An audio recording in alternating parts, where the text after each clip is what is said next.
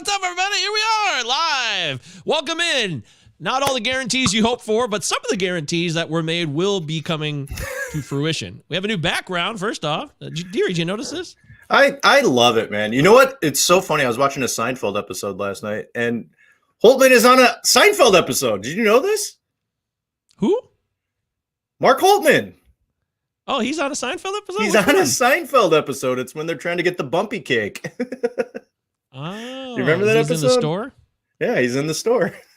He has a line. I freaked out, and I tried taking a picture, and then I didn't want to rewind it, and I gave up. So, but yeah, I love it. I love the new background, blue and yellow, perfect. You got all these awesome players at the bottom, which I'm trying to recognize all of them. There's some good ones. Yeah, look at Miggy. What do you think of that Miggy picture? Miggy, tongue sticking out. This is great. Is that Scherzer in the middle with the goggles on and his shirt off? That's great. That's him. Yeah, that's from the playoffs. I love it. Yeah. And then we got a little Gary up there. Giving us a little Gary up top. Love it. And we got Manfred in the left corner. Oh, yeah. We got there it is. Yeah, a little turd there. This fucking guy. Do you recognize that guy's face next to him there? This guy? He's wearing a Mets hat, so it's kind of giving it away. Is that Terry Collins? That's Thor. That's Thor firing in a 100-mile-an-hour fastball. That's what his face looks like. When it looks like Terry Collins. Jesus Christ. Syndergaard looks 65 years old. Here. What's up, Jasper? Welcome in. Good to have you here. Sorry that we didn't do Thursday. I just got overwhelmed, and I wasn't able to get the job done. But we got a new background. It's not flawless, but it's a start. I promise something new. It is busy. It's very busy. It's trial and error when you make graphics. I love doing the work, and I want to get other people's feedback. So that it's important to hear things like that, because when you're just doing it all by yourself, you don't really know what people think. Like, is this trash? So, give me a shout out on what you hear. That's right. We got a new shout button too. God damn. No, don't do that. Yeah, you're pissed. Please. I knew it. Of course I'm pissed. This is you know what's going on with Eddie Vedder with Motley Crue right now? Come on, man. Oh, speaking of Eddie Vedder, we have got some new songs. I got 2 new songs, and I love it. One of them is a Pearl Jam song. So it's going to be really tender around here for, Russell. See, Russell loves it. Russell requested personally the Motley Crue shout. So you guys are going to have a beef on that one. So it's okay. It's just Motley Crue wasn't my generation, and I just could never get into them afterwards. So, by the way, Eddie Vedder has a new album out. It's fucking fantastic. And it's not me just being a diehard Pearl Jam fan. It's a really solid record. New band, or like his backing band? Yeah, his backing band, really interesting. Like Chad Smith from the Chili Peppers, Eddie Vedder and the Earthlings. Earthlings, yeah. Bill Simmons said he saw him. I listened to his podcast today. He saw him at the YouTube Theater in L.A. last Friday. Yeah. And they were amazing. So. Yeah, really, really good. I mean, they've been pulling out all the stops, bringing in, guests in there. Duff McKagan played with them last week. Stuart Copeland from The Police came in and played, and they played Message in a Bottle. Benmont Tench from from Tom Petty's band. He came out and played. So it's just a host of legends that come out and play with them. So very exciting. We got some new drops to throw in here. Still got more drops to promise. We have a lot we want to get through, and we'll get through all of it here. We have a full show lined up. I just posted a teaser of one of my new songs on my Twitter feed right before air. I just finished the song. I've been working on it for the last 3 hours. It's so difficult. I feel like I just want to play it. Since you guys are here, you made the effort. I can play the entire thing for you. It'll just be audio, so you just have to sit and listen, because I don't have any video to add to it right now. But I don't know. Tonight's the end. There's no deal, right? There's no fucking deal. We're looking Ben, at the teaser brought Ben down here. Thanks, Ben. We're looking at mid-May, maybe even June right now, if anything happens. But let's just forget about that tonight. I just want to talk fun stuff. It's fun stuff. Damn depressing. Yeah, it's sad. Well, go Tigers. We won't be cheering on our Tigers for a while, unfortunately, right? So it's not really a lot to look forward to right now with baseball. It's a sad night, and there's really nothing to cheer. I mean, we could cheer. It just doesn't feel right. It feels empty. So, having said that, and since Ben Brown, who looks to be a newcomer to the podcast. Ben, have you ever been here before, Ben? I don't know. If you're not, subscribe to the show. Everybody subscribe. I got the 5 stars. I got all the busy shit in here. Obviously, I'm just overwhelming you with all these pictures and words, and Deary has made it very clear that I may have gone a little too busy on this background, but that we can modify that for next Busy time. is okay. Busy is okay. I dig it. I wanted to go for like a PTI thing with all the players down there. You know how they always have like a bunch of the heads in the background? That was okay. That was basically what I was thinking of when I did that. I like it. Thanks, buddy. So, don't forget, Pallazzo Podcast, protonmail.com. If you want to send us an email, there's nothing wrong with that. And you can also DM us, Christopher Deary, CDeary1999, MJ Govier, GOVs and Victor IER, anytime you want, even though there's no baseball as of now.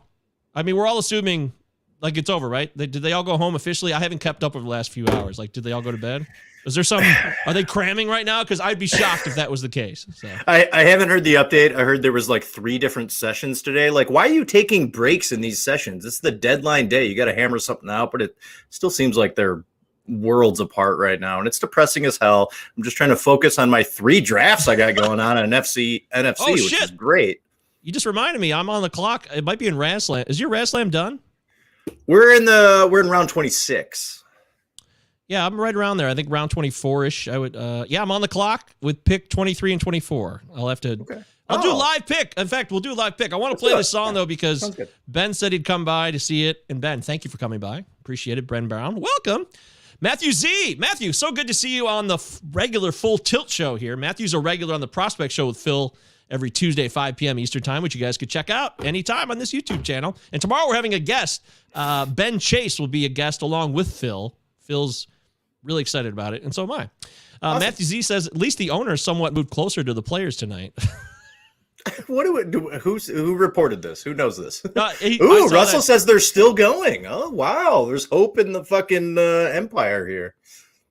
All right, so Deary, I really think this is hands down the best parody song I've ever done. I know this is not the Eddie Vedder one. I'm going to save that one for a little bit later. So you didn't catch the teaser before the show. For those of you who caught the teaser, you already got a taste of it. So let's play the whole thing, and we'll see what you guys think. You know, what do they say? Mock me or grill me accordingly. Is that what they say? So here we go. That's great. It starts with a handshake, pens and papers and no shame. Jay Bruce is not afraid.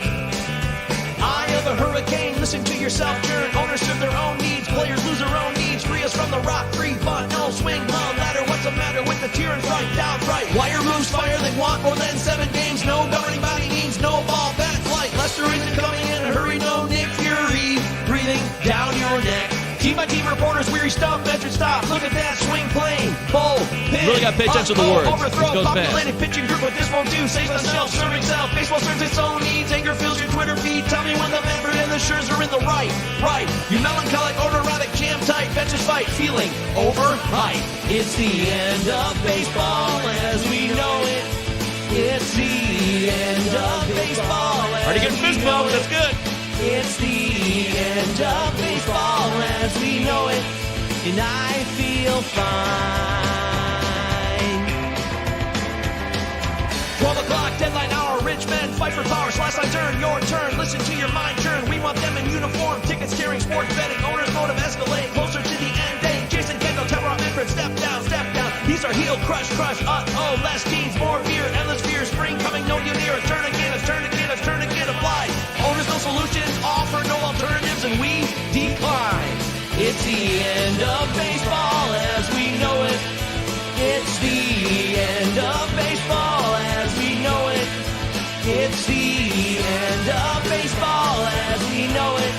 And I feel fine. Thanks, Russell. I feel fine.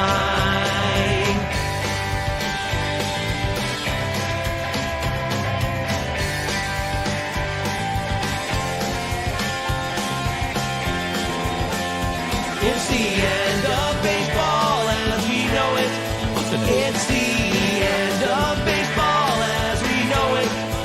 It's the end of baseball as we know it. Thanks, and Ben. I feel fine. Rousing seam shifted wake, incidental shift inside, mountain course. skyline. Time to draft Casey Mize. There you go. That's how it ends. You wouldn't believe how fucking hard it was to find a name in baseball currently that rhymes with Leonard Bernstein. Is there Stein? Nobody. Can anyone think of a Stein? In David baseball? Eckstein. We're Right. talking Okay, that's a retired good one. players here. That's a good one. I didn't think of David Eckstein. That actually would be. But I was looking for a current player, and I started going through the fucking ADP. None of these rhyme. So there you go. That was fucking legendary. Oh, wow. Easily one of your best efforts. I will put it in the top 3, if not number 1. Oh, I mean, not only for the fact that I'm a massive REM fan and that song, The End of the World as We Know It, off 1987's Document, one of my favorite records ever. You brought up Jason Kendall and more beer in the same sentence. Damn. Amazing. The problem is we may never get to play this song again if we actually get to an agreement, or we're going to be playing this for the next 2 months. I just thought it was apropos tonight. I mean, I don't think a deal is going to happen. There's no. Okay, we know that anything can happen, right? But there's nothing that indicates the gulf is going to be enclosed. There's nothing. Correct. And I know I'm not on the inside of it. I get it. Hey, Dave Lewis is here from Detroit. Dave has been around, and he says badass. Thanks, Dave. I appreciate that. Jasper, love you. Thank you. Thank you, Jasper. You're always so loyal. Brian K. Rodgman, all you guys. Matthew said that ain't it. I don't know if he's referring to the song. And if it's not, I understand. We can't win them all. But that song is fucking hard. It is so difficult to get the timing down. And I'm not tooting my own here. I'm just telling you. To get the timing down and then you have to rewrite the words that fits into this very tight timing windows. I'm amazed that I was able to get it done for the show. So I'm just grateful for that. It is one of the most difficult songs to sing of all time. I know all the lyrics because I've heard that song hundreds of thousands of times, and I still can't get all the lyrics down when I try to sing it in the car. I've seen our good buddy James Andrews try to do it at old karaoke's at the feast, and man, it's a feat. It is a fucking feat. Oh yeah, for sure. Thanks, Russell. Appreciate that. That's for you guys. I wanted to give you something new and special. Promise more parody songs. Also, thank you so much for all the positive feedback on that stupid-ass trailer I made, too. Did you see that, Deary? Did you catch that one? It was pretty dumb. It was very dumb. The what? The trailer that I made last week for revealing our new stuff. Did you see? Did you miss that? Yeah, it's amazing. Yeah, it was really great. I loved it. I giggled. I giggled my dick off on that one. He giggled his dick off. Deary giggled his dick off. Hey, if that's not worth it, I don't know what is. That's amazing. And then I saw you today dancing to Pump Up the Jam. Yeah, that one just kind of was spur of the moment. I wanted to celebrate TGFBI. And I felt like I needed to get you some oxygen, man. You look tired on that one. I had already gone ice skating, too. I was definitely out of breath. When you start dancing, man, if we all just danced every day, we get a lot of aerobic exercise. It's a hell of a workout every time. Every time. Okay, so let's get down to it. There's a lot going on here, and I want to fill you guys in. So I mentioned it in the trailer. Yes, we're going to do a Discord. We have a Discord that's basically ready to go, but I'm trying to tie it in to the Patreon and everything. And that's another thing. We put a lot of time and energy into the show, and if you're willing to spend $1 a month to get extra bonus stuff like player analysis, one-on-one chats. This isn't for all of you, but for those of you that are interested in it, we welcome that. We've been doing this show for 2 years now, and we're trying to take it to another level. And there's other shows like, that I admire, and I'm sure Deary respects as well. In this league, what Welsh and Bogman do, we're kind of like that. We're bozos. We like to have a good time. We also like to talk fantasy, break it down, but then just talk about random shit all at once. And we're kind of following that model. Roto Fanatic, it's basically over.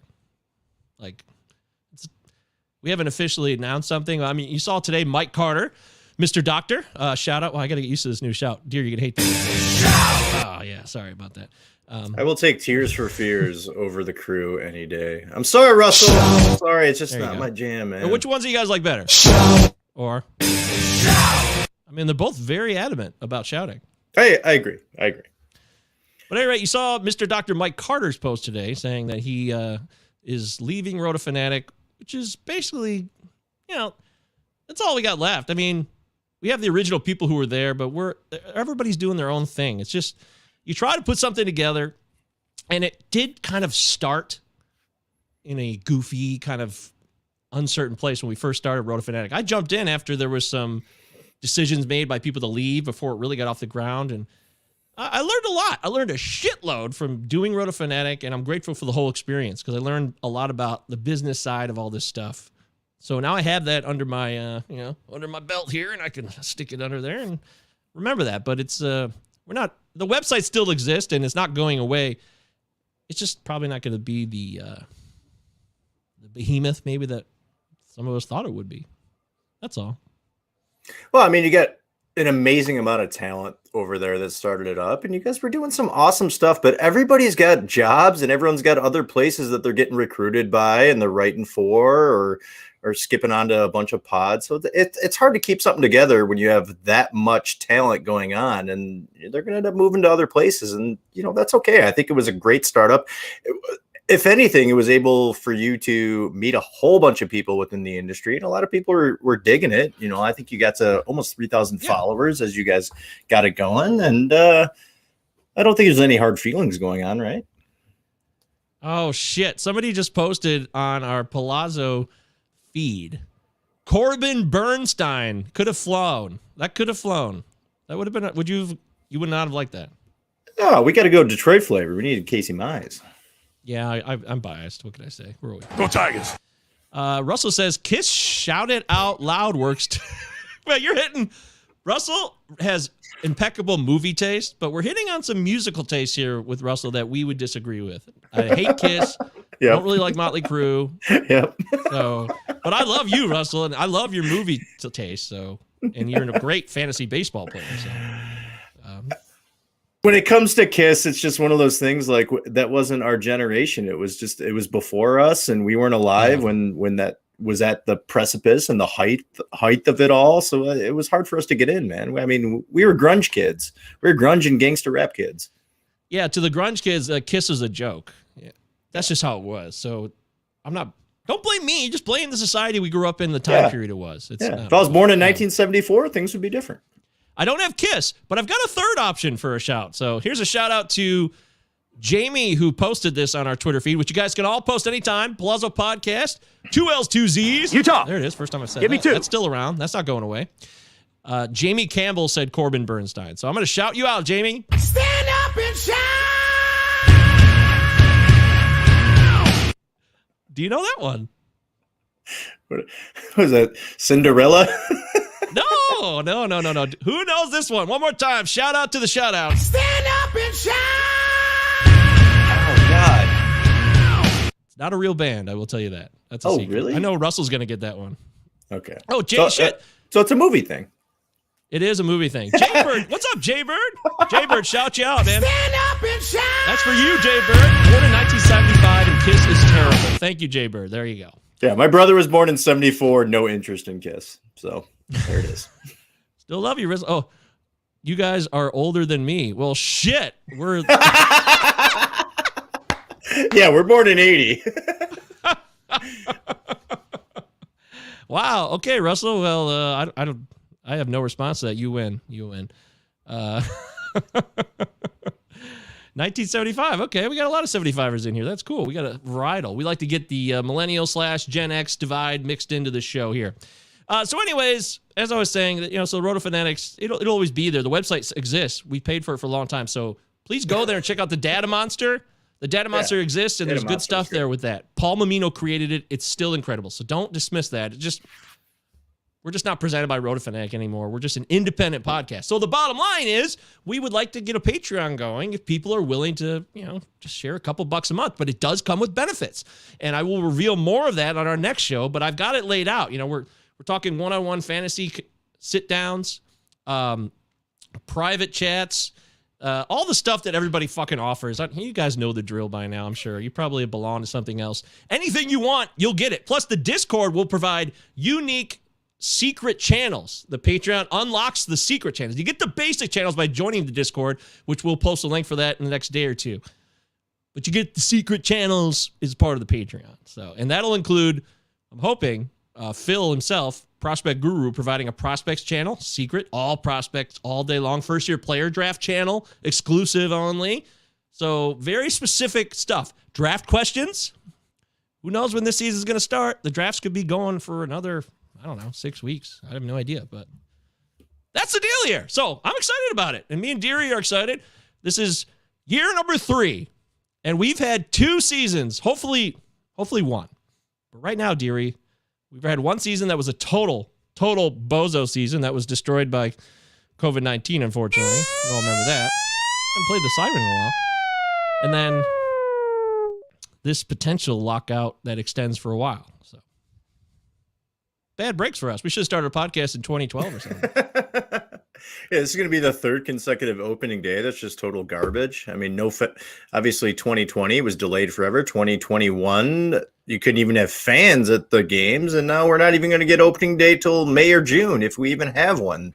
Very frustrating. I really want the Lou.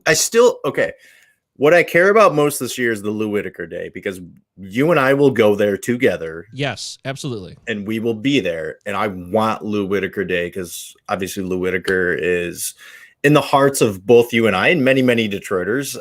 Unbelievably underrated, belongs in the Baseball Hall of Fame. Yep. And if we can still get that day in August, we are there. Absolutely. Oh, wrong button. Christ, there you go. Anything that is epic at any time, we will always play that button. So there it is. We're excited. We got all this shit coming out. We're going to be rolling it out by the end of the week for sure. I've done all the legwork on it. I just have to fine tune it. Plus, I didn't even mention rankings. We are working on our rankings. They're mostly done, roto rankings. But then bonus will be something you're not going to find in a lot of other places. Head-to-head rankings. Very unique. We're going to do head-to-head rankings. There's not enough talk about head-to-head. And we're giving you head-to-head personalized channels in the Discord. So we're trying to give you something that not every show can provide with you. And that's entertainment, quality analysis, and things that aren't being covered enough, like head-to-head. We grew up in head-to-head, Deary. So yeah, this is the first year where I've had to make 3 separate types of rankings. I'm doing roto rank. I'm done with my roto rankings. I'm done with my points league rankings, and now next is head-to-head, which I've always grown up on and played the most. So we're going to do our best to shove that stuff in your face and come get some of it. Yeah, Ben says the Discord is an exciting prospect. It is. It's not original. Everyone's doing it. We're just following in line. When do you decide you start a show, you try to build a following, right? It's what we're doing. We try to be ourselves always, though. We don't have to try. We just are. But when do you decide to take that step to, hey, can you could you guys hook us up a couple of bucks? It's awkward in a way, but like, if I'll put even more time into the show. So if that's the case and people respond to that, our subscribers on YouTube have really gone up consistently the last 6 months. So you guys are really starting to kind of feed into the show. It's no longer just kind of a running joke, which I always kind of felt it was to a lot of people. Like, oh, Pallazzo Podcast. Oh, look at that guy. Is that Bozo and his friend? I always got that vibe from a lot of people. And that Bozo and his friend. Yeah, that total dipshit who's like, and that other guy is just calm, cool, and collected. And by the way, I'm going to mention some business in a second related to Deary. But Russell says, I will offer the Armchair Dungeon, a secret channel where I give fantasy advice exclusively in gift form. Hell yes! Yeah, we'll chat offline after the show, Russell. It's a great idea. Russell, yeah, I'm writing that down right now because that is amazing. That is amazing. Russell will be siphoning off you sections of our dollar profits per month that we make. We'll give you a quarter for every dollar for that. Seriously. My wife is always giving me shit because we're in a couple different group chats with some friends of ours, and I only respond to the group chats in GIFs. And she's like, you need to actually say something real to these people. I'm like, no, I don't. Everything I say is in a GIF, and it's perfectly easy to figure out what I'm trying to say. Come on now. Yeah, come on, Christina. Love we're just GIFs. having some fun here. Russell, he's a gift communicator. Some people are gift communicators. That's just how it goes. All right, so other news, and I'm not playing the Flight of the Conchords anymore, although people do like that, but I feel like I need something different. So no housekeeping music today, silence only. trophy. Now, you've heard a lot of talk, and Richard Sands, I almost feel like Richard Sands is mad at me now because we haven't got this trophy done yet, and I feel like a dick about it. Deary's first to blame. He's admitted that freely. But after the fact, I did go to the trophy store, and you wouldn't believe how expensive it is to get a die made, and they won't do it for just one trophy. Like, they want you to, like, well, if we're going to make a die, which costs hundreds of dollars, they want you to do like 50 or something, you know? Yeah. That's why teams get trophies and shit like that. And Ben Brown says gifts are real. There you go, dear. You got support from Ben Brown.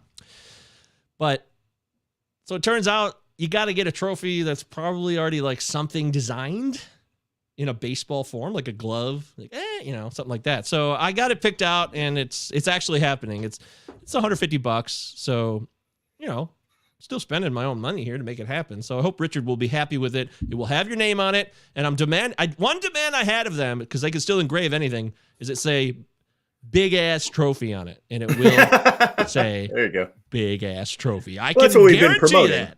Yes. So that's, at least we got that. Unfortunately, we couldn't get Pallazzo. You know, we couldn't get the Pallazzo face.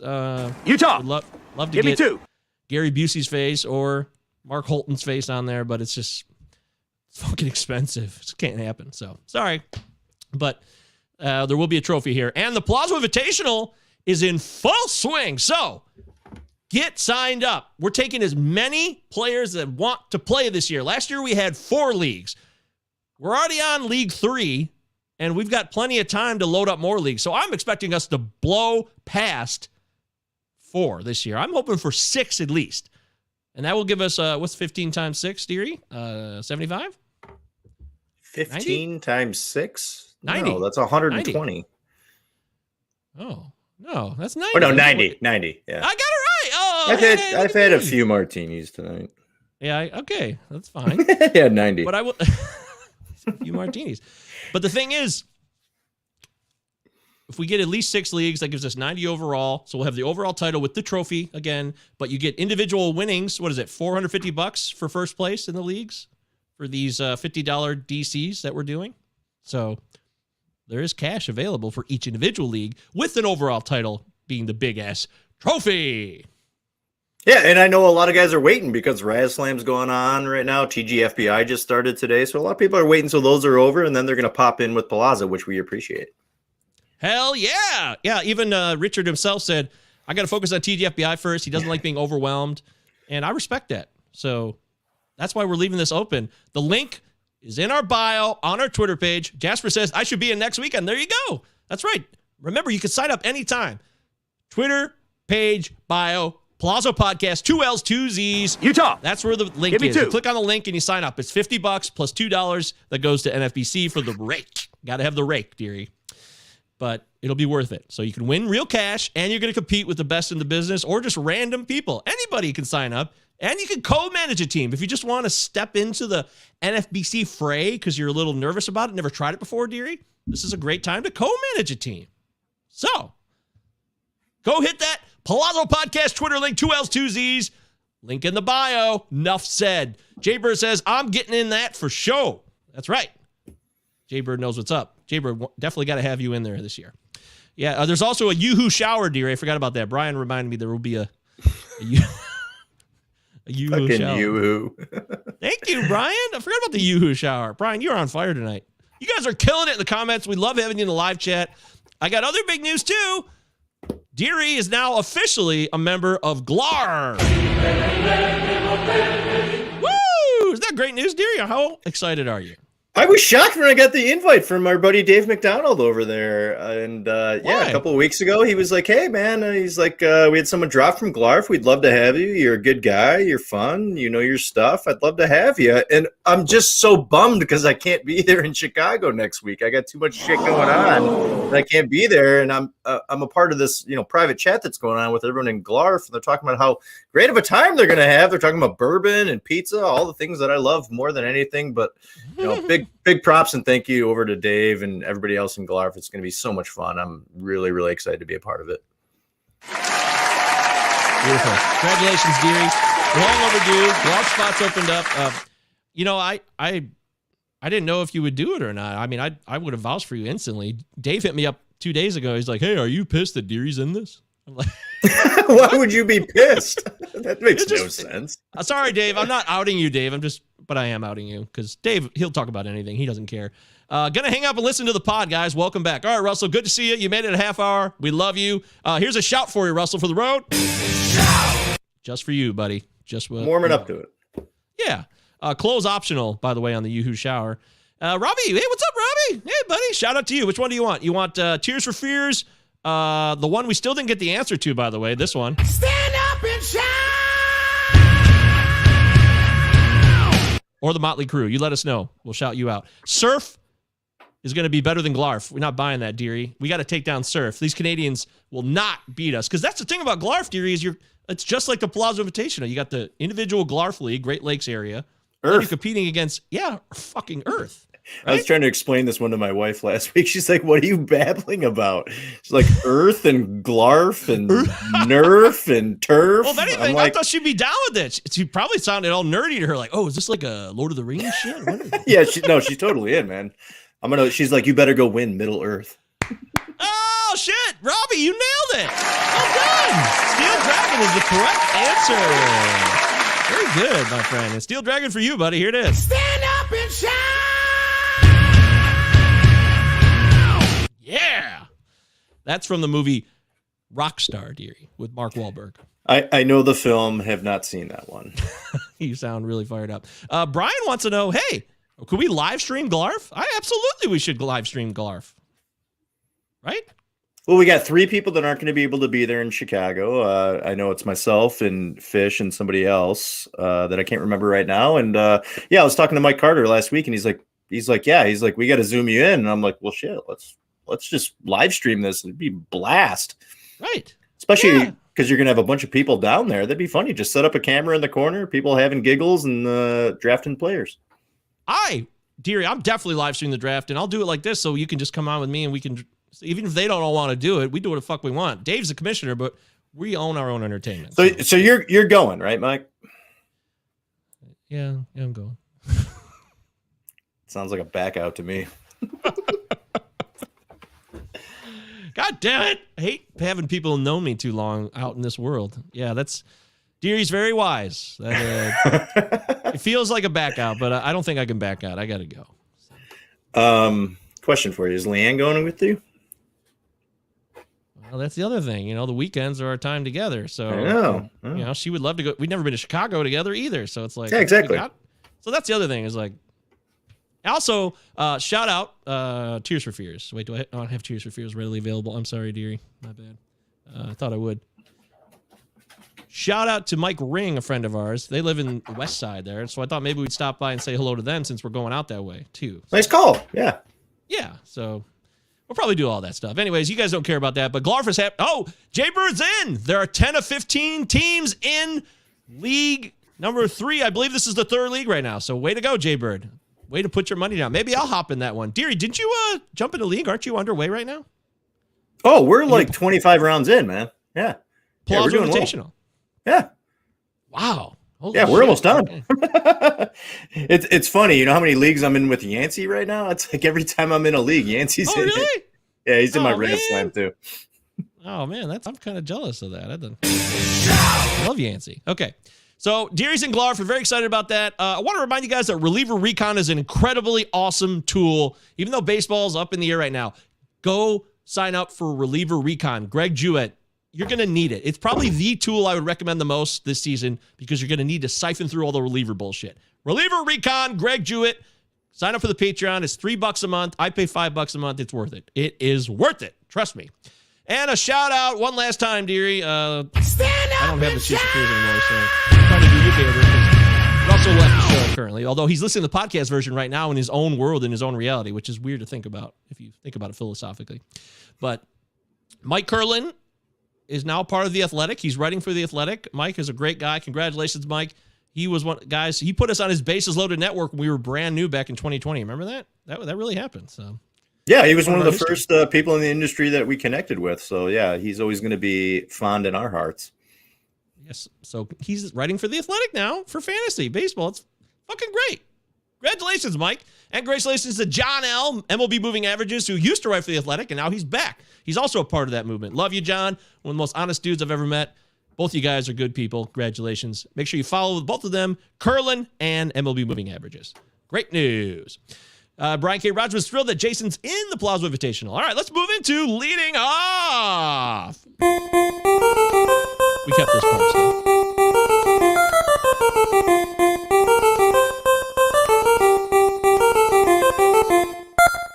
Okay, so talked about Glarf. Now I'd like to talk about, real quickly, there's a lot of talk about the steroids going to be a problem this year because they're not testing all offseason.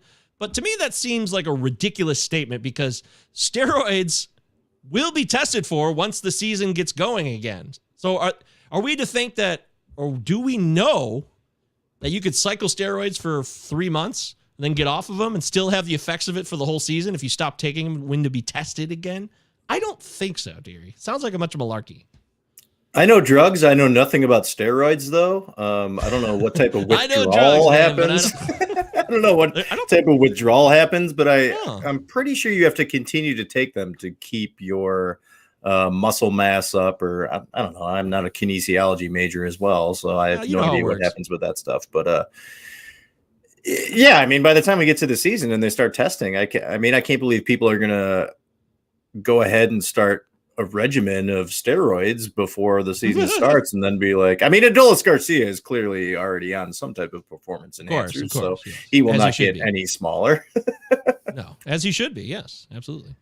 So this is a real concern within people talking about fantasy baseball right now, or baseball at large. I've heard some chatter. There's been a few conversations here and there, and I'm just curious what you think. I don't think it's a big deal. I don't think it's going to impact the season. It would be unscientific in the way that steroids work, as far as I know. But steroids have gone to such a level now where what the fuck do we know? We don't know anything about steroids anymore. It could be a whole new cool thing happening. So this may be something we need, especially if we don't start till late May or early June to get people back on board with baseball. If someone's going to hit 100 home runs, we could get people talking about baseball again. I'm shocked they would stoop to that low, but yeah, they'll take what they can get. Deary, everybody knows that when baseball finally gets going, whenever that is, we're all going to be there on opening day, right? I would like to. But yeah. I mean, not in person, but we'll be, it's not like we're leaving baseball. So. I love going down on opening day. I mean, it's a blast. I never go into the stadium, but yeah, I'm not going anywhere. It's been my favorite sport since I was 5 years old. It's not like I'm going to give up on baseball. I'm pissed right now, but when it comes back, I'm be like, I love you. Come back. Exactly. That's my point. Like, we're not going to abandon the game. No. We'll say what we're going to say, and we can be bitter and angry and pissed about it. But at the end of the day, same old, same old. And that's just what we want to get on the record with all of you, because you know how it works. All right, then I want to talk about universal DH winners. So whatever happens, we do know there is a universal DH. That's a fact. So who are the winners? Who benefits? Cui bono? Who benefits most here, dearie? Who's the big winner today and going forward for the rest of the season? We could talk individual players, but you've also mentioned some teams. So give me somebody or a team that you think benefits the most. Yeah, I think there's two teams that probably benefit the most. I mean, obviously it's going to be National League teams and players that are free agents that are looking to sign with National League teams. There's two teams that I did point out right here is the Reds and the Rockies, just because they kind of have a muddled, especially with the Reds, they have a ton of guys in the outfield. I mean, I doubt Castellanos is coming back, but they got some guys in the outfield that aren't specifically phenomenal defensive players, but they got a lot of guys out there that, a guy like Arestas Aquino, Shogo Akiyama. These are guys that we talked about last year. Nick Senzel, guys there in Cincinnati, where, they're going to be looking for another bat, and a guy that may not be able to be in the outfield or in the infield. So this is a team that could be loaded with the amount of guys that could possibly DH there. And the other one is the Rockies. We talked about the Rockies for years and how they bring up their young guys like a Brendan Rodgers or Garrett Hampson, and they just don't play them enough. But here's the opportunity to be able to play some of these guys. So I think the Reds and the Rockies, along with a ton of other National League teams, have a great opportunity with that DH. More than anything, looking into National League teams and you look at a lot of the catchers, some of these catchers are going to have the opportunity to play a lot more. Look at a team that I just mentioned, like the Reds, a guy like Tyler Stevenson. I know Barnhart is gone now, and Stevenson is penciled in as their starting catcher right now. But he's a guy who could play multiple positions and possibly be able to DH. A guy like Joey Votto, obviously he's now 38 years old. You throw him in as a DH to give him some days off. I think it's going to be a big benefit for the Reds, who I like the Reds offense, especially with Moustakas coming back. Jonathan India showed a lot of promise last year. Big time. Jesse Winker's an OPS master. A guy like Eugenio Suarez, who plays third base, you could throw him at DH and give him some time off, and maybe that helps his bat this year after his last 2 years struggles. So I think a lot of National League teams, this is really, really going to help out. But I think the Rockies and Reds that have a ton of young players where they just can't seem to fit a spot for a lot of these guys are going to be able to utilize that DH. Hell yeah, Deary, well said. Way to break it down. Jasper says, I want to see 300 plus strikeouts again. Do you mean like as a pitcher? Because that's going to be hard to do, because Max Scherzer was able to do it somewhat recently. Or do you mean it's got to be what you mean, because if a hitter struck out 300 times, that's never happened, right? What's the record? 200? I think it's like 280, 290. 280? That's a good question. Yeah. What is the batter's strikeout record? I do feel like it's got to be Adam Dunn, maybe? I don't think anyone got to 300. I think it was 280, 285. No way somebody got to 300. I don't believe it. Yeah, No. I do not believe that that's the case. Single season wise, strikeout leaders in a single season, Mark Reynolds, 223. Holy shit. Yeah. I was close. Adam Dunn was one behind. Okay. Yeah. Your top five: Mark Reynolds, Adam Dunn, Chris Davis of the O's, classic. Yep. Oh, Yoan Moncada in 2018. Jesus. Oh, wow. That's depressing to hear. We're both Moncada fans. Well, it was 3 years ago, at least 4 years ago. He's improved since then. His strikeout rate isn't near that's probably 35% back then.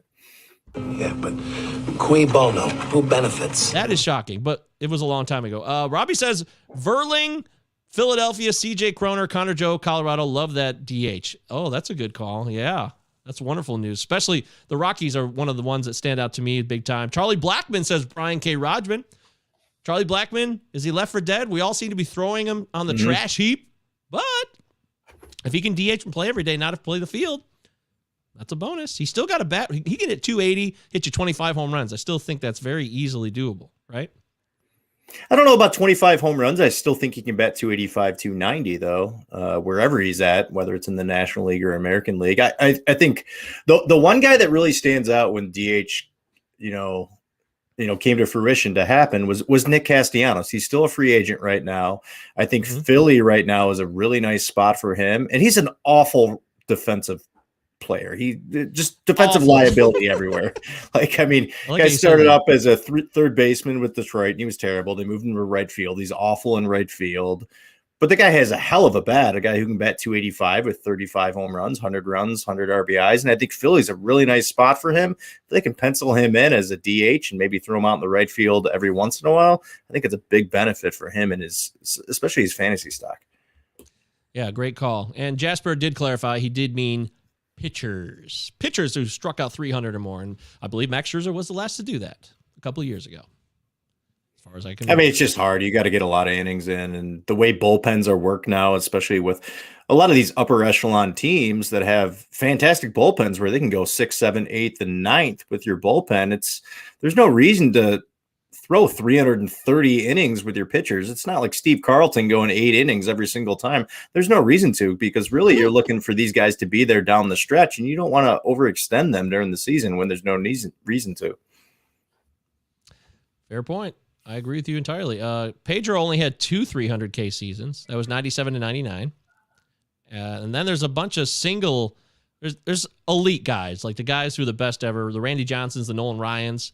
6 300K seasons for Randy and Nolan Ryan. So that's really impressive. Curt Schilling had 3 300K seasons. That's surprising.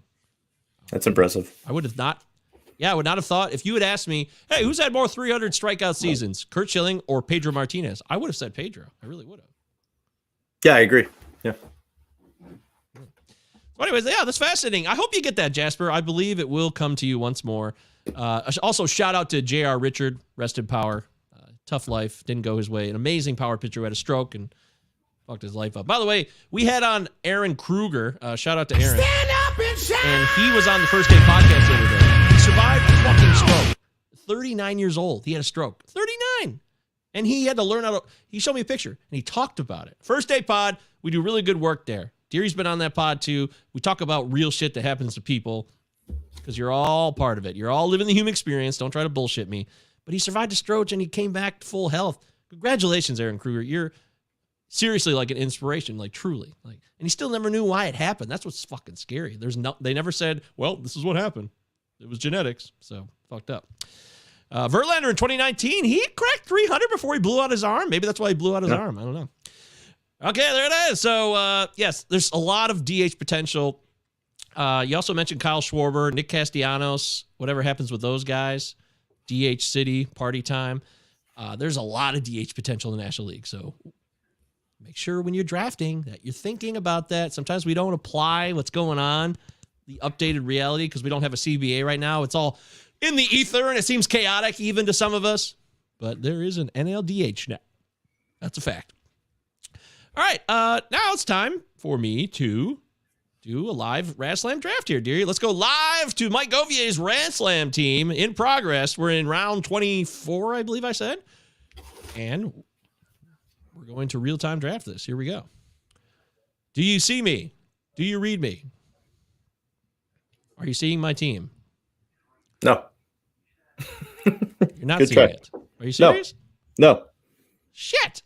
I hate when this happens. How do I keep screwing this up? Oh my! I can't believe we've. What do you see right now? I just see you and me. I can't believe that my RadSlam is actually past yours because through the first 2 days we were the slowest RadSlam draft. It was just taking forever. Like people are taking the full. Oh my god! Million hours here, which I'm fine with. It doesn't bother me. Did it work now? No. What's going on? Share screen's not working? It says that you sharing your screen. I don't see it. Just that's baffling. Okay, let's just pick a player here. Oh, I know what it is. I got to hit this button. I'm so dumb. They added this button. My bad. Okay, thank you, dearie. The old baffler. About this stupid button. You hit share screen, and then you click in and confirm it, and then you still have to click it to add it to the show. That's ridiculous. Why'd they add that? Come on, StreamYard, get a clue. User interface matters. All right, so here we are. My roster, if you want to see it over there. Can I make it bigger? I'd like to make it bigger. There it is. I basically covered every position here. Carson Kelly, Pete Alonso. Yeah. A lot of familiar faces are filled. Yeah. Jeff McNeil. You know me. Lucas Giolito. Oh. Hey, Rumble winner, Royal Rumble bounce back 2022 winner, Jeff McNeil. Don't forget that. I'm pretty sure he's still alive in our RadSlam. No one has drafted him yet. Wow, that's crazy. There's certain players I just know are going to bounce back, and Jeff McNeil's one of them. It happens. Scroll up again for a second. I want to look at your offense here. Yep, Ty France. There it is. Yon Moncada. Don't love DJ LeMahieu, but I feel like he bounces back this year. It can't be as bad as it was last year. He's going to give you good average and a ton of runs.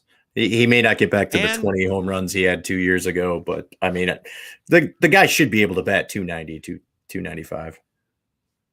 Right. And I don't know if you've been doing this, but this is a secret of RadSlam and these points, cut line, best balls, is to have guys who play as many positions as possible so that the best lineup per week, maximize points, gets fit into as many possible positions. It matters. That's a big deal. So, pitch. I wanted to wait on pitching. I've got two bench guys down here with Luke Voigt and Lamonte Wade Jr. as well. So I need two pitchers yet. I've got Logan Gilbert, Tyler Mahle, Lucas Giolito, Sandy Alcantara. That's my big, big arm starters. Plenty of relievers here with Rizal Iglesias, Aroldis Chapman, and Will Smith of the Braves. When did you take your first? When did you take your first pitcher? Oh. Well, that's oh wait, I don't want to spoil. Wait, I don't want to. I took my first pitcher in round 5 or 6.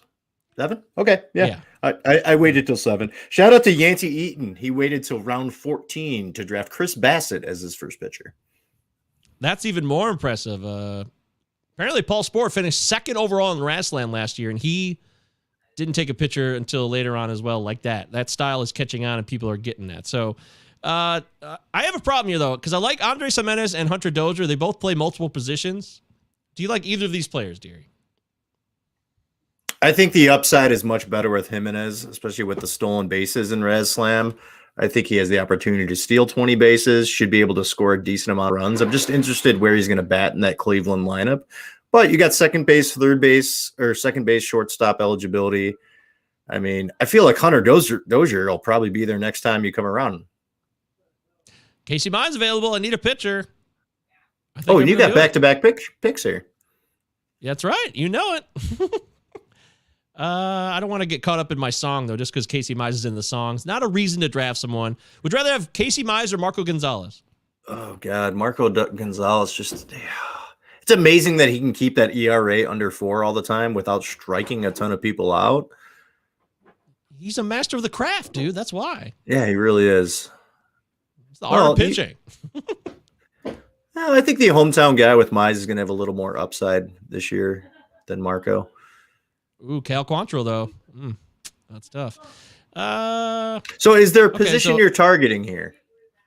Yeah, I mean, I've filled up tons of positions ass to ass here, so I'm looking at... You definitely want one pitcher. How you doing on relief pitchers? I know relief pitchers I got 3. Okay, who do you got? I got Rizal, Aroldis, and Will Smith of the Braves. So I do need a second catcher, though. I haven't filled that catching spot beyond Carson Kelly. Ooh. Probably need to do that. And it's getting real bare. We got... Oh, wow. We got this nothing. Is... Oh, yeah, move up. I scrolled up a bit. Yeah, this is the top. I'm really interested in what Jacob Stallings can do in Miami this year. I mean, he had a nice, really? I believe it was June or July in Pittsburgh, where he was really nice.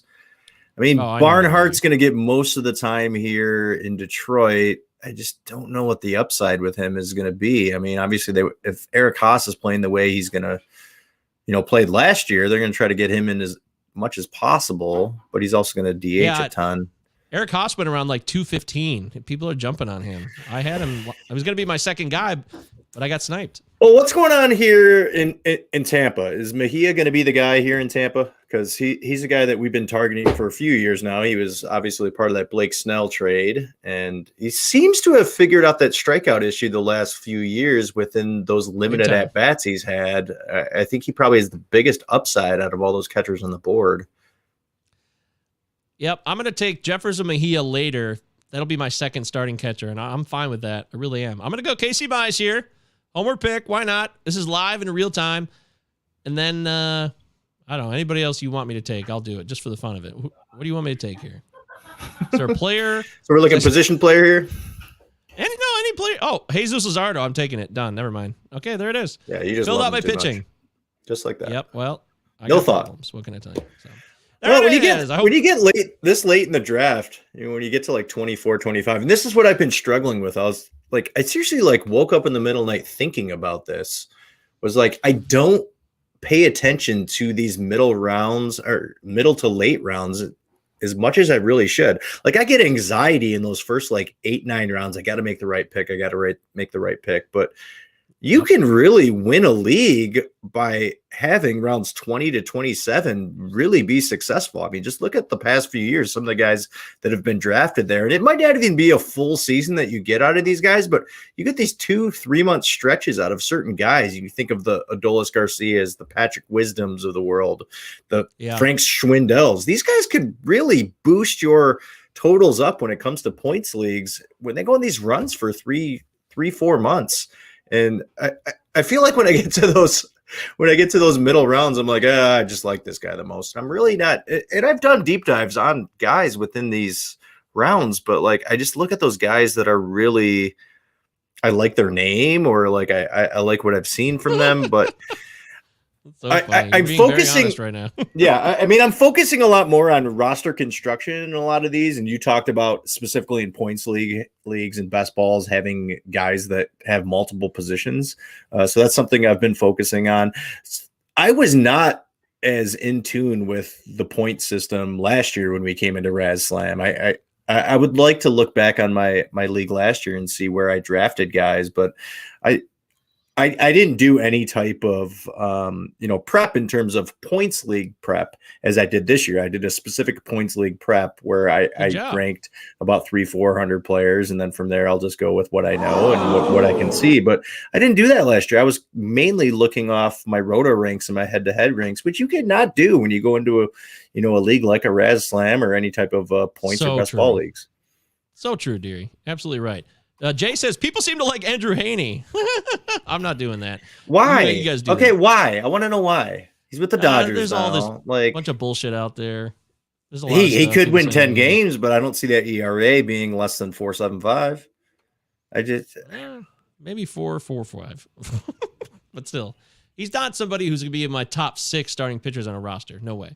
Unless it's a super deep league, of course. Brian K. Rochman says, what about Colorado catcher Elias Diaz? I love Diaz. Do you like Diaz, Deary? He's not available on the Raz Slam anymore for me, but I would have taken him. I mean, anybody who plays in Colorado, you want to dig towards for sure. I mean, this is a guy, he's 27 years old now. He's been around for a little bit, but he's got an opportunity in Colorado. I mean, Colorado is such an interesting team because there's just a shit team, but they can give you some fantasy value because of that park they play in. I mean, I've seen Hampson and Rogers go maybe a little earlier than they should. What if you look deeper into Diaz's numbers? There's a big difference there, though. What's that? Between Hampson and Rogers. Rogers is a much better player right now. Hampson's basically what he is. Rogers is ascending. I think there's a big difference. That's all. I think the difference to at least defend Hampson a little bit is Hampson had 17 stolen bases last year. This guy has the opportunity, if he plays, to get upwards to 25 steals. But yes, Rogers is the better player. Yeah. Ben Brown says, Naquin, Grichuk, Wisdom, even Hosmer are all guys projected for over or around 400 points.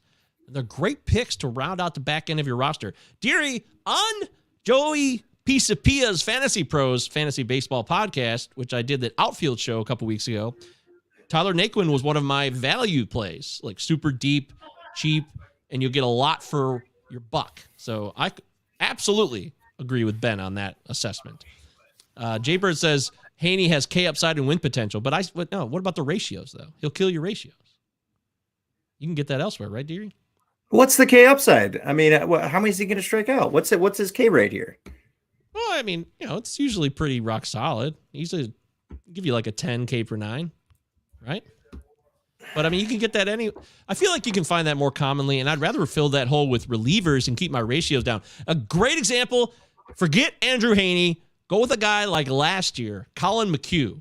He was pitching you multi-inning outings, giving you great ratios. And I'd rather go with a guy like that or a couple of guys like that in my roster. I really would. Well, I mean, it's going to depend what league you're in. I mean, this is why a lot of people are probably on Haney. He's 30 years old now. But the fact he's playing for a team that always has the possibility to win 95, 100 games, the guy could be a double-digit, winner. And in a points league, that's worth what? 6 points per win? Okay. Yeah. Depends on the points league, but yes, you're right. In this case, this is a guy who people pump up because he's on a new team that's supposed to be really, really good. But I'll just stick with what I know, and I don't need to go down that rabbit hole. His K9 is 10 usually per season. So yeah, he's solid. A career 9.22. But I mean, he hasn't pitched a full season since 2018. We did 180 innings. I mean, I guess you throw in 2020, he did pitch a full season because it was 66 innings. But that ERA has never been below 4.46 was his best, and that was 2020. Well, I guess, 2015, 3.49, but that's really when I started targeting him, was right after the 2015 season when he had a nice kind of breakout. Yeah, we're talking about Haney right now. But I mean, he also keep saying that. He had some injury issues in 16 and 17. Oh yeah. Look, it's important that we say the players' names. This is a bugaboo for a lot of people. They listen or watch a show and we're rambling on about players, but then it's like, who the hell are they talking about? So it's up to me to make sure I say the name. Like, this is who we're talking about. Andrew Haney. We were talking about Elias Diaz. We're talking about Andrew Haney. Now we're talking about the rest of the show, the final segment. This is the Pallazzo Podcast. Follow us on Twitter, 2Ls2Zs. Utah. Follow Chris Deary on Twitter, CDeary1999, Deary as in Dearly Beloved, Mike Govier, MJ Govier, GOV as in Victor IER on Twitter. Please follow us, subscribe to the YouTube channel. We're growing a lot quicker than I expected, and I'm very grateful for that. 5 stars. 5 stars right up there in the upper corner. Where is it? Right there? Yeah, there it is up there. 5 stars on Spotify. Yes, you can rate us 5 stars on Spotify now. And, of course, Apple Podcasts.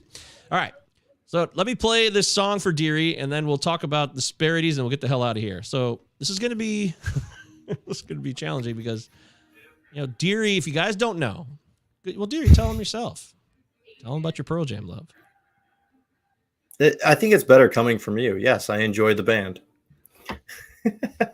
There are concert posters in my hallway. There's a massive picture down the end of our hallway of Eddie Vedder. I have tons of vinyl bootlegs. How many times have you seen Pearl Jam live? Like 8 or 9 times.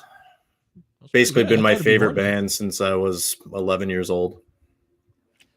Well, I didn't do this intentionally. When these ideas come up, I just got to go with them. And if it fits, the key with these songs is fit.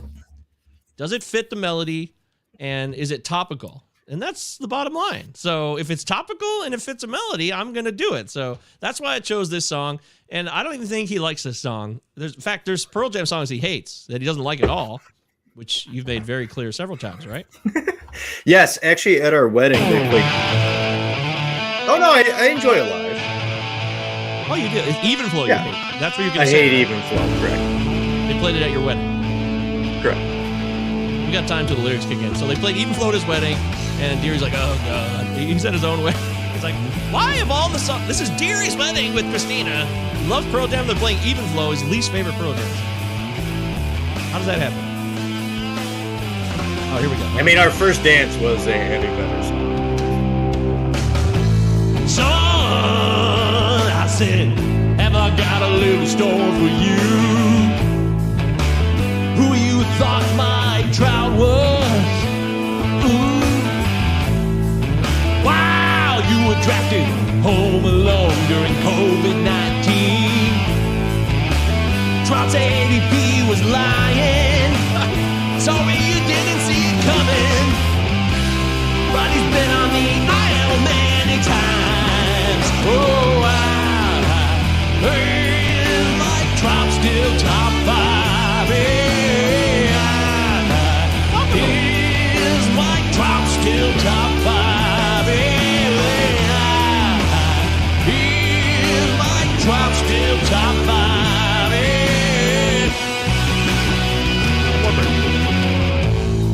You tore your calf muscle in May of 2021. We sat there waiting for you. Why did your timeline continue to be pushed back more and more? It's understood. It's understood. Well, without you stealing bags, now I can see you stay. Is Mike Trout still top 5? Trout still top 5.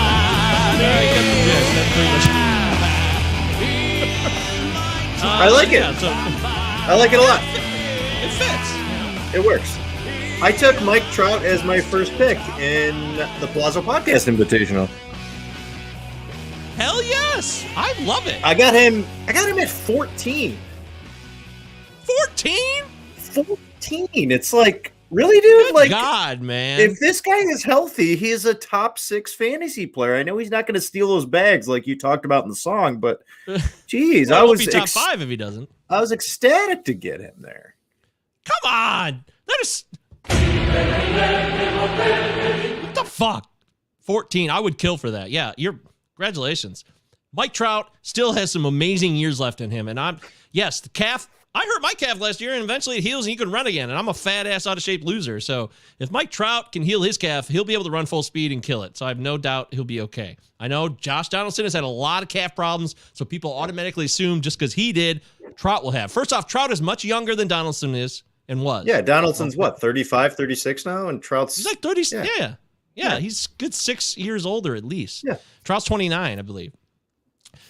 Jaybird says wife loves Pearl Jam. She went a couple times to Wrigley to see them. I went to the White Sox game.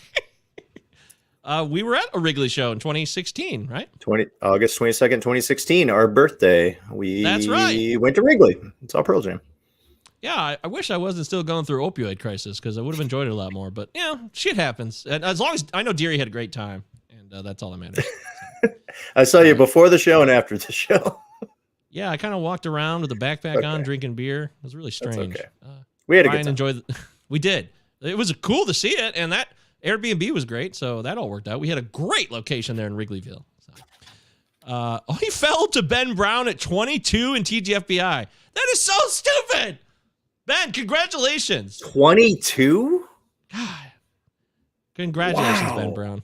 That is absurd. So absurd, and I'm so happy for you, Ben. What a gift. You're going to take full advantage of that. Your roster's already looking stellar. Okay, we want to talk about ADP disparity right quick. So players that we have at least 15 spots or more apart from NFBC ADP as of February 1st. So me and Deary, players that we either like a lot more, we see them ranked higher, or lower. We'd like them less than what their ADP would suggest as of February 1st. Now remember, it's got to be at least 15 spots, good or bad. All right, Deary, give me your first one. Yeah, I'm trying to bring up ADP right now just so I didn't write it on my doc, just so I can bring I got it right here. Oh, okay, perfect. Well, you got Jorge Polanco. That's one of your guys.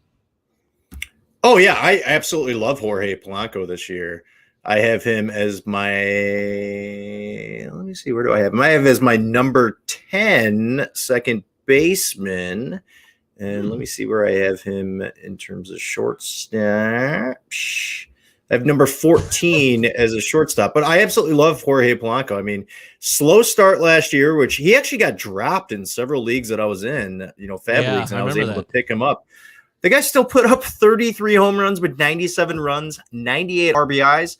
He also had 11 stolen bases. Guy's going to probably be able to bat anywhere from 275 to 280, and he'll swipe some bags for you too. He had 11 stolen bases last year. Guy does not strike out very much. I know the Twins aren't the best team in the planet, but the guy should be able to give you some 5-cat contribution this year. 25 to 30 home runs is easily doable, and he'll probably sit around 90 runs, 90 RBIs. He's going to give you double-digit swipes. I love Jorge Polanco. He's going to give you second base and shortstop eligibility. And he was absolutely on fire the last 2 months of the season and helped me get into the playoffs and actually helped win me a championship last year as I scooped him up on Fab. Love Jorge Polanco. What I've noticed in a lot of my NFC drafts here in the last week that I've been in is he's going within the top 75 in a lot of these drafts that I have been in, which is I wouldn't call it a reach because I think he's a really, really solid contributor. And I think Jorge Polanco is a really smart, safe pick this year. Jorge Polanco all day long. Give it to me. I would completely agree with that assessment. His current ADP as of February 1st, remember, that's how we're doing this exercise, is 75. So Deary's like, I'll go ahead of that. Forget that, right? Yeah, absolutely. I mean, the thing is there's so many shortstops in second, especially shortstops. I mean, there's just a ton of shortstops that are going. But, would you rather have a Francisco Lindor or a Jorge Polanco? I think Jorge Polanco has the opportunity to put up better statistics than Lindor. I mean, Lindor's launch angle has fallen apart. He's not hitting the ball as hard as he used to. What everyone's been saying every year is the Mets offense is going to be better. The Mets offense is going to be better. But I mean, Polanco's consistent with what he's going to give you. So I think he's going to out-homer Lindor. And I don't know if Lindor gets back to 25 stolen bases. And if Polanco gives you 11 to 15, you're pretty happy with that with 90 runs and 90 RBIs. I don't think it's that far off that you could wait a couple more rounds and grab Polanco, and he may succeed what a Lindor is going to do, or a Javi Baez who's going to murder your average. He'll probably lead shortstops besides Tatis in home runs, but the guy's going to bat 235, 240. He's not going to get on base for you. So if you're playing in an OPS league, bump Polanco up even more because he's not going to strike out. He walks about 11% of the time. All right, my guy is Kevin Gausman. Now, Kevin Gausman signed a mega deal with the Toronto Blue Jays after leaving the Giants, having maybe the finest year of his baseball career. His current ADP as of February 1, 73. No, thank you. I have Kevin Gausman down. By the way, our rankings. I'm doing my rankings, which we'll have for the Pallazzo Podcast when we pump live our Patreon / all that crap. It'll be hosted there. You'll be able to see it with the Google Docs and all that. But I also have my rankings on fantrax.com, fantraxhq.com. I write there. Yes, I need to write more. I'm not writing articles there at the moment. I will be. I wrote football last year, baseball to come, but I'm participating in the rankings that are being released slowly but surely, and the starting pitching ranks were released, and I didn't love Gausman. I had him way down there. I think he was like my 20th pitcher, 23rd. So I don't see the massive change when I look at the numbers. And my eye test is the first thing. I trust my eye test because I've been doing this for 22 years. So that just means something to me. Experiential knowledge matters. But if you want data, the hard hit percentage, didn't really change that much, dearie. Kevin Gausman's hard hit percentage was 40.9% last year. When he had a garbage year in 2018, it was 40.8%. So he's still getting hit pretty hard. If you're looking for max EV issues, it's still kind of up there. 115 was his max EV last year. He gets hard. He gets hit hard. He still walks some guys. I know he was able to reduce it slightly, but not too much. So my bottom line here is he actually struck out a little bit less in terms of his K percentage last year, 29%. It was down a tick or two. That's not huge. That's not a big deal, but I don't see something that stands out. When you look at the Sierras and the XFIPs, they're slightly higher than the 281 ERA he led last year. He probably should have been more of it was a solid season for him, like a 340 ERA, 350 ERA guy is probably really who he is in his best year, but he went beyond that, and he got himself a big-ass deal. And I really hope the Blue Jays don't regret this deal, because I think Kevin Gausman in a Blue Jays uniform, no offense, Robbie, we love you. Shout out to the Dingers Pod. Stand up love and you shout! guys. Robbie. I don't know if I would let Robbie Ray go and then take Kevin Gausman instead, but that's just me. So, not a Kevin Gausman fan. Jaybird says that he also likes Willy Adames at shortstop deep this year. I love it. I love it. I'm into that. Oh, live Brian update. K. Live Still on update. it. 10:18 p.m. They are still negotiating. Thank you, Brian. Do appreciate that. You guys are keeping us up to date. Put a baseball under your pillow tonight, fellas. Okay, Brian. Oh, Brian. Brian's one of our Hall of Fame Pallazzo pals. He's the best. All right, give me another guy, dearie. Good or bad? We'll go bad. We'll kind of jump off what you're doing. I don't understand the Jazz Chisholm love this year. Right now he's going ADP around 78, 12th shortstop off the board. I have him ranked as my 19th shortstop, and that may even be high for me. This guy had a 28% K rate last year, 30% in the minors. He's going to sink your batting average. He's not going to have a really high batting average. What's concerning to me is he doesn't make contact with balls in the zone. His 81% Z contact, just not something to write home about. I'd like to see a guy that's going to be a contact hitter with some speed be closer to 90%, something that what like a DJ LeMahieu would do. He had 9 stolen bases in March and April, and then he only had 14 the rest of the way, and he only had 1 in June and 1 in July. Now, I know he did have a short stint on the IL, but I mean, a lot of people are expecting him to steal 20 to 25 bags, which I think he can do, but he's not going to give you much power, and he's not going to have a really good batting average. He had a 361 BABIP in the first half. He had an amazing start. He wasn't drafted in a lot of leagues last year, especially if you're playing like a 12-teamer where you only have about 20 to 25 rounds. So he was picked up, and he was a great pull for a lot of people, but that 361 BABIP in the first half was why he had such a great first half. He's not going to pull the ball very much, and I just don't see 20 home run power happening. I have him as my 19th ranked shortstop. I would rather have a guy like Jake Cronenworth, who's also going to give you eligibility at first base as well, and he can get you double-digit steals, and he's going to probably bat 285, 290. So I'm off Jazz Chisholm this year. Yeah, I've really struggled with Jazz. I'm going back and forth. I'm still unclear, but you make a compelling case, no doubt about it. Jazz Chisholm. Will he be the man or not? Will be a year 2 struggle? We'll find out. My next guy is Brian Reynolds. His ADP as of February 1st, 91. Forget that. I got him 20 picks at least ahead of that. He is a talented dude. He's got a WRC plus that makes me kind of salivate. It makes me real excited. When I see a big number like a 142, that's a legit WRC plus. He had a 130 in 2019, which is a nice number. 130 is like, oh, it's a solid player. And he takes it up another notch 2 years later during the next full season after the Bozo season. Forget all the Bozo season. That doesn't matter. Of course, as you know on the show, the Bozo season means little to us. But Ryan Reynolds will do everything for you except give you double-digit steals. But I wouldn't rule it out. It is possible. He had 5 last year. He's never stolen more than 5, but he's only been in the league 3 years. So give it some time. And I just think this is a guy who's going to crush it in that lineup. Oh, the lineup stinks. They're not as bad as you think, first off. Pittsburgh has a lot of fun parts in there that I kind of like, Deary. So there will be opportunities to drive and run, score runs, hit for average. I love it. Give me Brian Reynolds all day long. Forget ADP. Don't be a cuck for ADP. Does that make sense? I don't know if that You just said cuck. Yeah, I know. I just wanted to throw that word out there. People use that. Ben Brown says, Deary, that Jazz had a pretty serious, this is Jazz Chisholm, pretty serious shoulder injury last year. Then heated up near the end of the season. And he's a super fun guy to root for. Give me all the Jazz. Look, we got Jazz right here. He's right below me on our screen. Look at that blue hair. He's having a ball. We like Jazz. We just don't know if we want to draft him. No, I'm staying away from him. Certainly the talent could be there and he could have a breakout, but he's still young. I think it might take him a couple of years still. Ryan's back. Holy shit, Deary. I have not. Do you remember that? Traveled the world in search of the Deary back massage truck, but was unsuccessful. What's up, Ryan? We haven't seen you in forever. That is an old bit, year. Man. Yeah, it has been a year. The old back massage bit.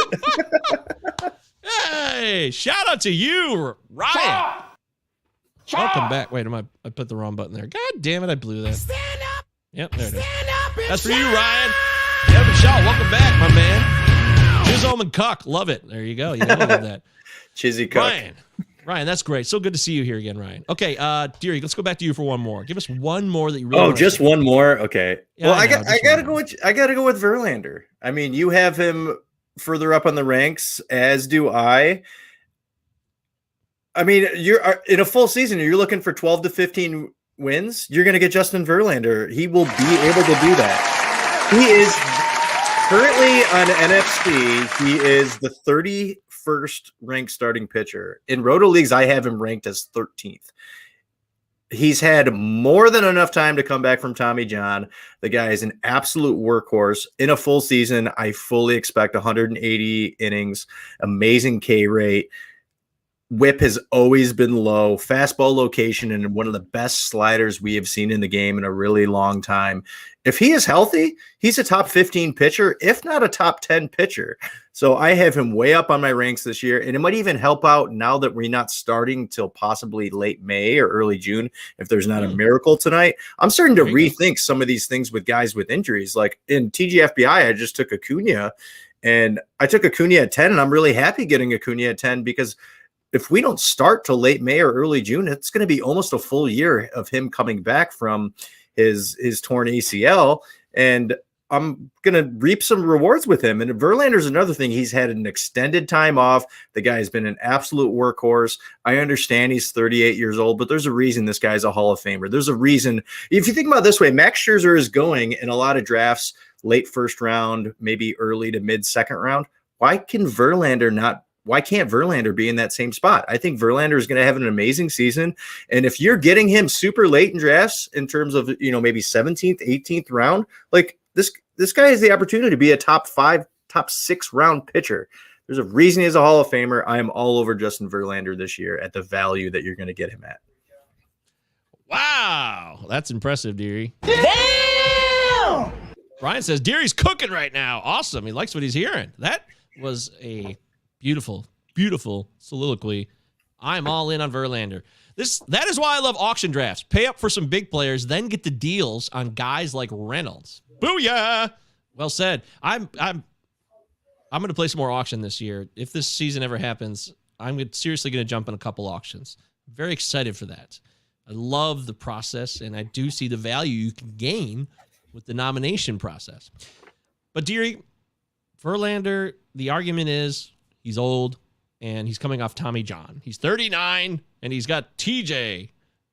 No way it could happen. But we're living in the era of Tom Brady and LeBron James. LeBron James has played like 60,000 minutes or some insane number, and he's still an elite player. He's like 37.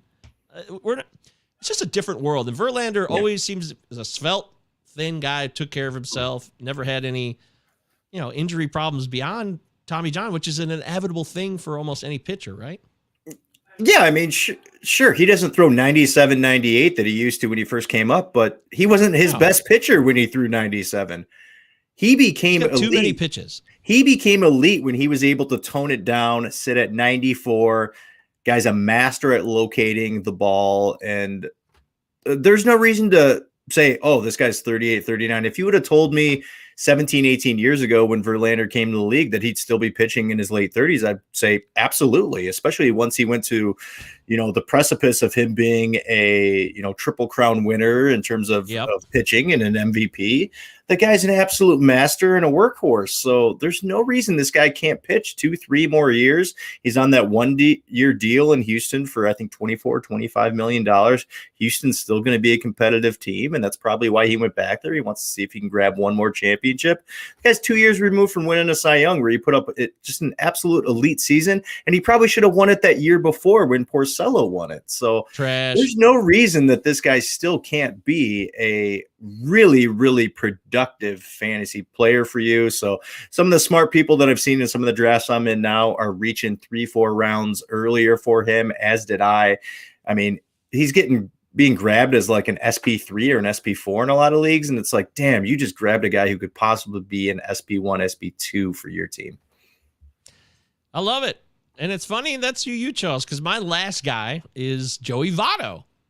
I think he should be way ahead of where he's at for similar reasons, because he knows this game. He's been in the game a long time, and yes, he's creeping up there like Verlander. There's no doubt about it. ADP since February 1st for Joey Votto is 139, but as a first baseman, I have him much higher than that. In fact, tomorrow, if you're watching this live right now on Monday night, tomorrow will be Tuesday, the first base rankings on fantraxhq.com will be released, and I have Joey Votto in my top 10. Absolutely. So the guy made changes. He's selling out for more power intentionally. And I've mentioned this article many times. It's a great article. It was in depth last year about how he changed the game for himself, accepted how the game is played now, and that he'll strike out more. That's fine. But it's still, his strikeout rate will be what, like 23%, maybe 22? It still won't be a ludicrous number like 30 or anything like that. And he's going to hit you 30 plus bombs, and his average will suffer a bit too. He might not hit 300 anymore, but I see a guy who hits 270, 280, 30, 35 home runs in that lineup. I think has a lot of potential still, scoring runs, driving in runs. He's a pretty svelte, like stout. He's not svelte. He's stout. He's a stout dude. He's always been fairly healthy. So I have no qualms with taking Votto ahead of other guys like, Ryan Mountcastle. I like Ryan Mountcastle, but I kind of want to see where he goes. I kind of like Mountcastle. I take that back. But other first basemen that I would have Votto ahead of are Josh Bell, Rhys Hoskins. Yeah. Tyler Stevenson qualifies as a first baseman, but he's a catcher to me. So I think he's ahead of all those guys. He should leapfrog all those guys who are ahead of him ADP-wise, technically. So give it to me, man. Give me Joey Votto. He found what he wants to do. And once you know your niche and how exactly you want to execute that, and you're as smart a player as he is, one of the smartest players that ever played this game. Yeah. He really is. Mm-hmm. So party time. Yeah, we may never see that, 2015 to 2018 span where he was basically giving you 30, 100, 100, and a 320 batting average. But, I mean, you reference this article. The guy still has power. He's one of the smartest guys in the league. And sure, he may strike out 23% of the time, but I will take that if he's getting on base 13, 14% of the time, through the walk avenue. And it's still a decent enough lineup. I know Castellanos probably not going to come back, but, Jesse Winker's probably going to bat second in that lineup. He's going to get on base a ton. So Votto still have the opportunity to get upwards to 90 RBIs. And for a guy, who's going to give you 250, 260, that's fine. But 80, 90 RBIs and runs with 30 home runs, and he's going off as probably like 16th, 17th first baseman. I mean, his numbers could be pretty close to some of these guys that are going to be closer or higher up. I feel like he could have a better season than you referenced Josh Bell, a Jared Walsh, who had a really nice season last year, and I like Walsh, but I think Votto, you're looking at veterans. I mean, and he was an amazing value last year. Votto was going way late, and he had some injury-filled seasons the last couple of years, and obviously the COVID season messed with a lot of things. I have Votto as my 16th ranked first baseman, but I love Votto. I mean, there's no reason he couldn't have a better season than guys I have in front of him, which is a Cronenworth or a Ty France or a Trey Mancini. There's no reason, to dispute that he could be a top 10 first baseman this year. A guy who's had the pedigree over the years. So I love that call with Joey Votto. And the cherry on top right here, the DH. Yep. Yeah, Ryan I mentioned it when we talked about DHs. Yeah, that's it. Old guys in the NL benefit big time from the DH, says Ryan. Ryan, you may have been gone for a long time, but you are still very wise. Well 38 in baseball is not what it was years ago. I mean, look at what David Ortiz did at 40, his last Nelson year. Cruz. It ended up being one of his best seasons. Nelson Cruz at 41 put up an amazing season. So you just referenced all these other sports and these guys playing into the late 30s. I mean, they're smarter with their nutrition, and they have so much mileage on them in terms of seeing the amount of pitches and pitchers, and they're so smart. A guy like Votto, who, has an outside chance of getting into the Baseball Hall of Fame, and if he can, have a couple really solid seasons here, I think he's got a really nice shot. Yeah, it's almost it's shocking that he's not going to be a Hall of Famer based on his stats right now, and that's probably the case. Unfortunate, because it seemed like he was a lock. Like, oh yeah, that's a Hall of Famer, right? But that's not the case right now. He does need a couple more seasons, as Deary mentions. All right, there it is. That's a show. We did it. We're back. We got some new things. We offered some new stuff. We got more cool shit coming out. Like I said, we got Discords and rankings and a Patreon that'll be the host for all of that. That's really its job. That's its focus. And we're going to be giving it to you all later this week. We'll be back later this week. Maybe there'll be a deal. I don't know. I mean, it's 10:33 right now. And right now, the truth is, Rob Manfred and some assholes are in one hall over there, like drinking cappuccino and saying, well, how long do we just wait this out to pretend like we really care?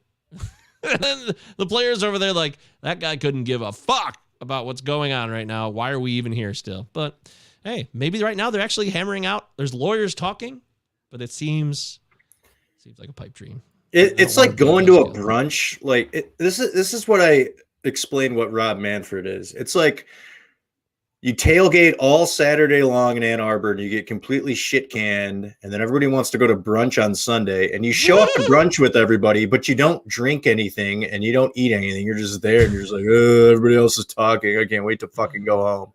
That's what Manfred's doing right now. He's brunching out. That's a beautiful analogy, dearie. Could have said it better myself. That's it for the show. Thank you for being here. Pallazzo Podcast.